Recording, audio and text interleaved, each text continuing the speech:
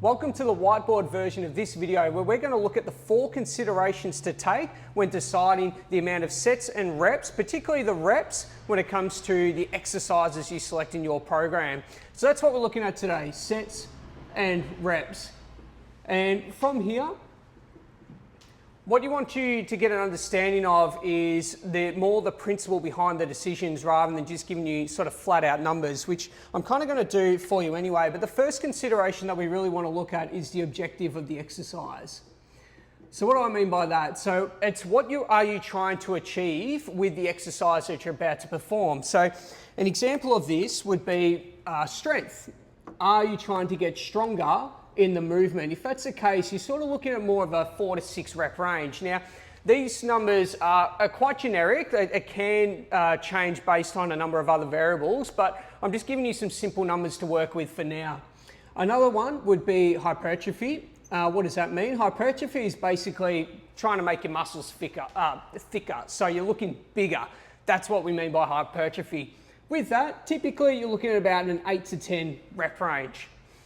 The last one would be skill acquisition. Now, there would be other reasons, of course, that you would train, but I'm just trying to keep it nice and simple for today.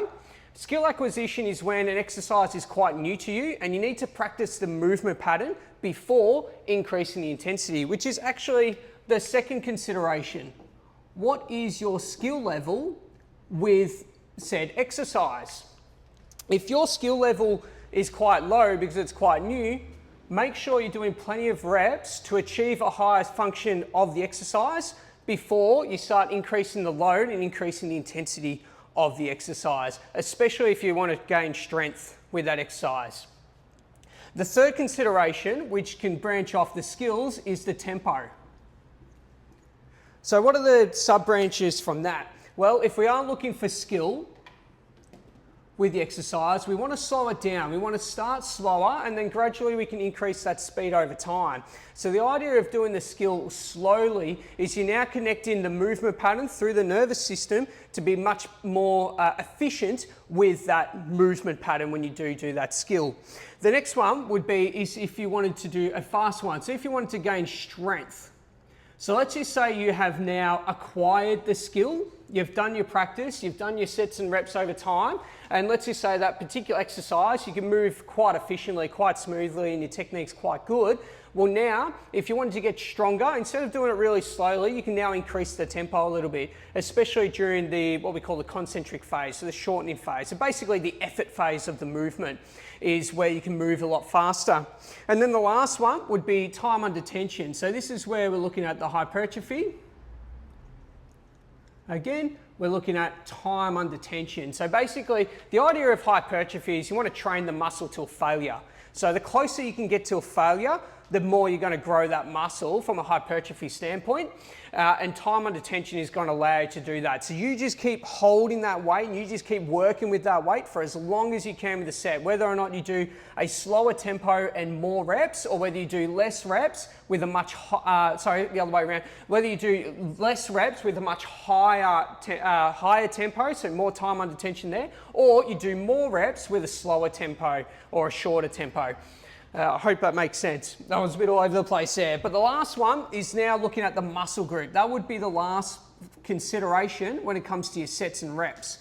The muscle group is basically, I'll break this down into 2 parts, and that is if your focus is on a stabilizing muscle, so a muscle that's involved in the stability hubs, then you're looking at higher rep range with those ones. And the reason why is because we're trying to develop, is because those muscles are designed to be able to withstand tension over a longer period of time. These are the exercises such as doing rows to work the muscles in the middle of our back, because it helps us maintain our posture for these ones. Another example would be doing core exercises, so muscles involving your abs and your TA muscle. These muscles are going to help stabilize your spine and your pelvis for the exercise. They're designed to be slow twitch, long-lasting muscles that are going to support you for these larger exercises, which the exercises, the ones where you'd move a bit quicker, would be force productive exercises. So examples would be something like a squat or a press, where you definitely move with shorter rep range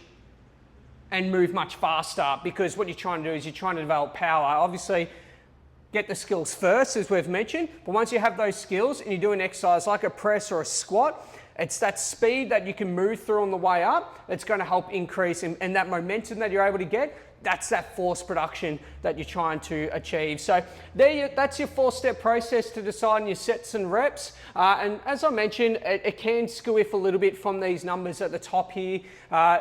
You really do have to kind of break down individually to know exactly which one, how many reps doing exactly which exercise. And that's what we obviously do with our clients with their programs. But because there is so much consideration, as you can see here, I can't just answer every exercise off the top of my head because of the different amounts of variables involved. So select the objective. Am I trying to get skills first? That should be your first one.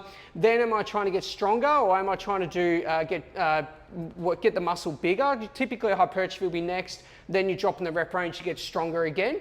The skill level of the exercise, the less skilled you are, start higher. If you are more skilled, you can then drop the rep range and increase the intensity. The tempo of the movement, if your goal is strength, so if you have worked up to this point, okay, now you can move faster contractions, faster or more powerful efforts.